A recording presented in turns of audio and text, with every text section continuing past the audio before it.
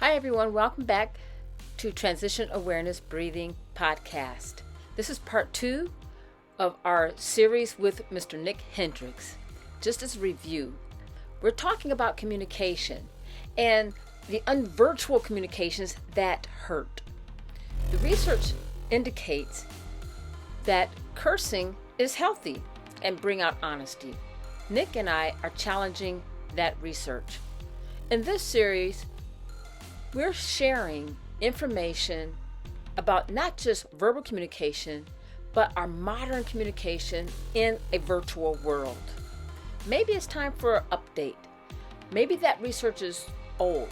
We're going to be sharing real live case studies and the effect of those case studies. Maybe we should learn how to, instead of reacting, but responding and using our cursing as indicators for change. Here we go. Yeah, so as you mentioned, I grew up with a lot of swearing. My dad was Army. My grandmother was New York Irish Catholic and drank a lot, and so she swore a lot too. And her husband was a sailor, so there was a lot of that going around. That was between them two. It was almost casual, and so seeing that was interesting. But then when my dad used it in any other context, he was mad, right? He was drunk, he was frustrated, he was mad, somebody did something he didn't like. And it was just always swearing and yelling, swearing and yelling, swearing and yelling. And it didn't help him, right? It didn't really get anything across, but it's what, I thought that's how the world worked. And, like we were mentioning, it just took a while to take a step back and see what is happening here. Yeah. Like, what is this that I'm doing? Yeah. Because it's not getting me any closer to what I want. I'm just staying upset, right? So that if you stay in that mind, you're not going to make any progress. And it's such a trap.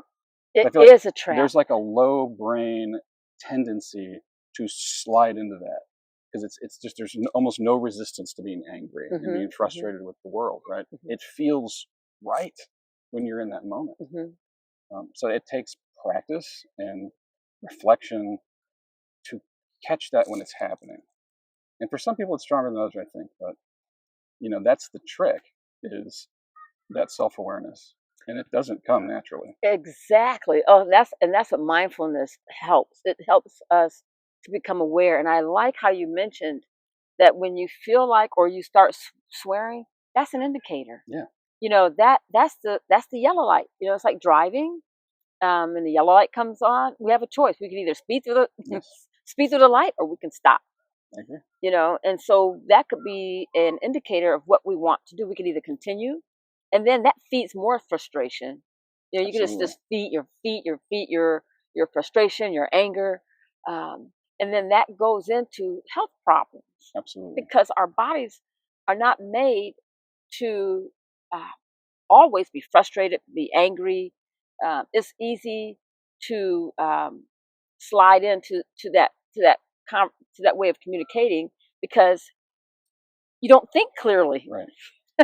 When you're frustrated and angry, we get very reactive, and so it does take a lot of work to slow down and just say, I'm just angry right now.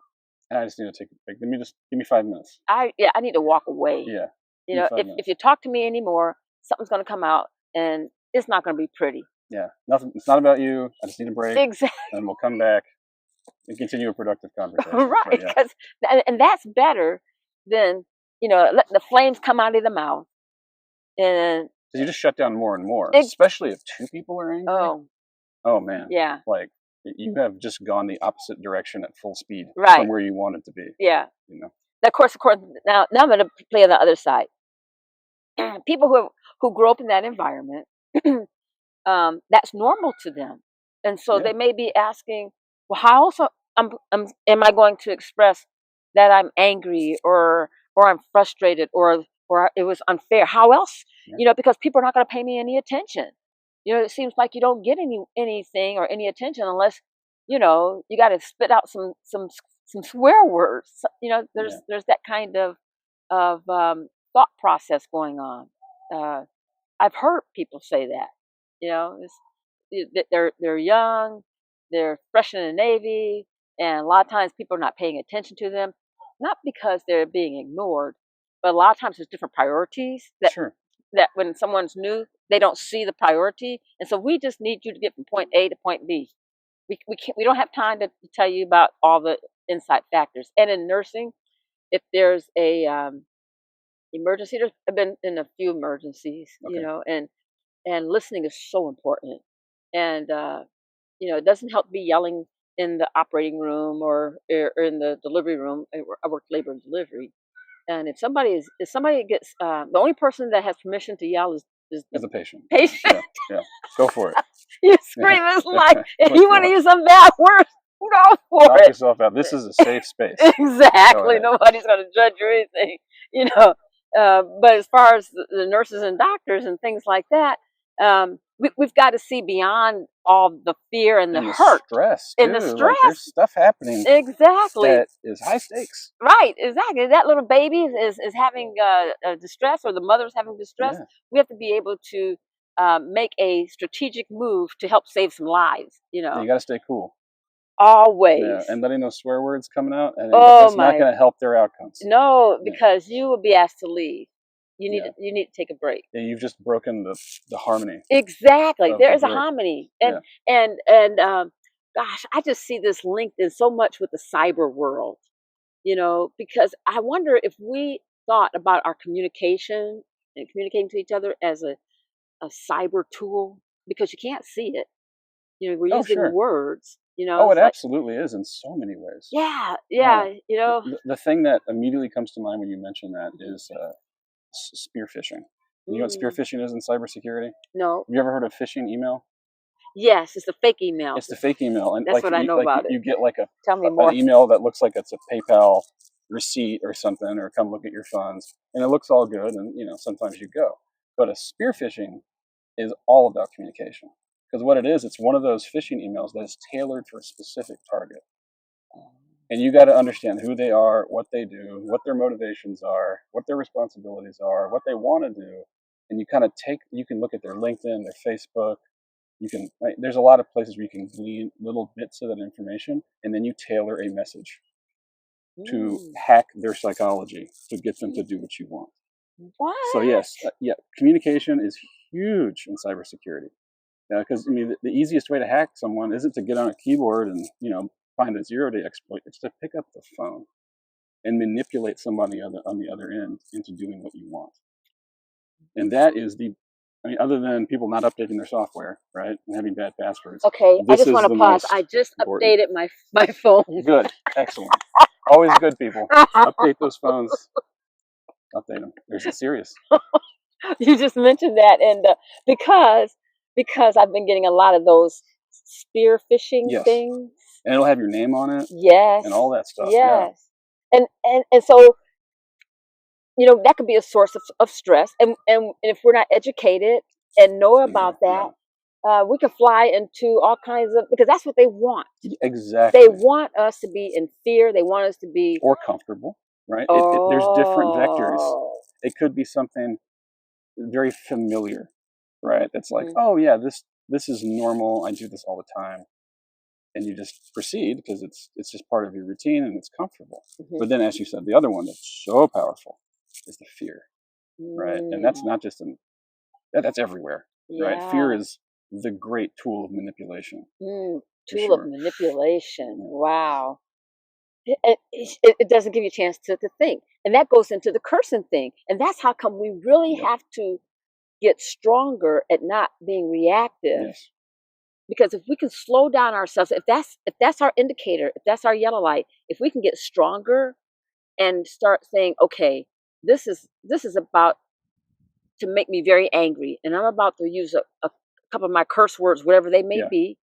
But let me cool down. Let me step back and see what's really going on here. For example, some people may get these phishing emails like from your bank. This is comes from or IRS or something like that. Yes. You need to contact us. Yes. Now sometimes it doesn't have your name on it. You need to contact us because your number or your account doesn't have the account number on and they never use your account. They're not supposed to. So you need the context, and it has this link. And some people may never click the link, people. Never click the link. If I can impart one thing, it's that. You click the link, and then who knows what has been released from your personal information, what phone numbers, and then you get these calls, or you lose money or your credit or something. Then you really start getting angry, and then you start calling the bank or wherever, and then you cannot communicate to the bank or your or the IRS because you're so angry. And the people can't understand. They didn't do it. They didn't. They don't know what you're trying to say. You, exactly. Right? Like, So I think if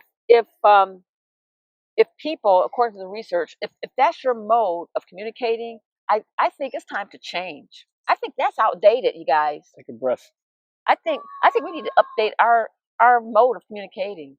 Yeah, and I really liked your analogy of the light, the yellow light, because that once you're in that moment, and if you recognize that moment, you got two choices, right? I can stay here, I can calm down, and I can reassess, or I can roll the dice, take a risk, and plow through that light, and hope nobody hits me. Oh boy! Right now, maybe I'll get to my destination a little faster, maybe, but probably not. It probably wasn't worth it in the end, right? And that's what it's like. You said, it's so easy just to plow ahead and just say, "Damn the torpedoes, we're just going to do it." Yeah. But yeah, not usually the right approach. So how are you changing the model, updating your parenting to your family?